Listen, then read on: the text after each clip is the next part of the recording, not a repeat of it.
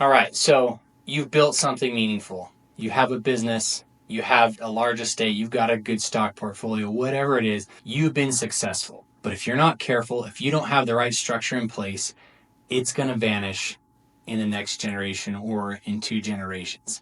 It's exactly what happened to the Vanderbilts. If you look back in history, he was at one point the most wealthy person in all of the world. And yet, in 3 or 4 generations, that money was gone because there was no structure in place to teach financial responsibility and work ethic and what's needed to make that succeed. So in this video, I'm going to show you exactly how the family bank can help make sure that that stuff that you've worked so hard for doesn't vanish so quickly. A common fear that a lot of families have is, I'm worried about my kids. They've grown up with a life of ease because I was so successful, and I'm worried that they're not going to know how to work or provide for themselves when I'm gone. And that's true. That's a big fear a lot of people have. It's how do we make sure our kids are going to provide for themselves and be able to be financially literate to withstand all the different changes that are going on in today's economy. The way we can do that through the family bank is we start giving them opportunities as opposed to just giving them things. It's a big mistake that we see a lot.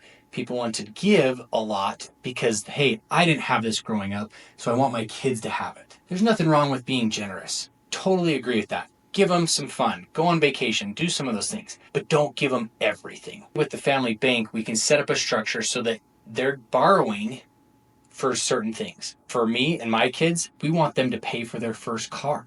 And so they're starting to save up money, but then they're going to borrow the rest from us to buy that first car and start paying back that loan. We're going to make it terms that they can do as a high schooler, but it's going to work. And then they start realizing this is how the real world works, and they gain that confidence on how they can move forward and do the next bigger project and the bigger project. Most 16-year-olds are not going to qualify for a loan. So how do you do that? We've got to be the bank. One of the biggest mistakes I see done with this family bank structure is there's no clear guidelines or expectations. People say, hey, we're going to do this loan, but then they don't enforce the terms.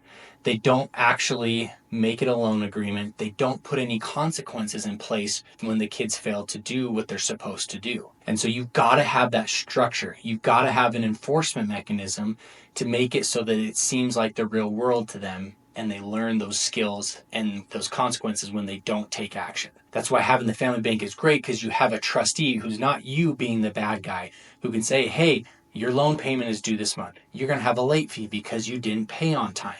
And so you can teach them those things without you having to physically be the bad guy. If you are concerned about your kids, about how their work ethic is, or you want to make sure that they don't squander your wealth, I'm here to help.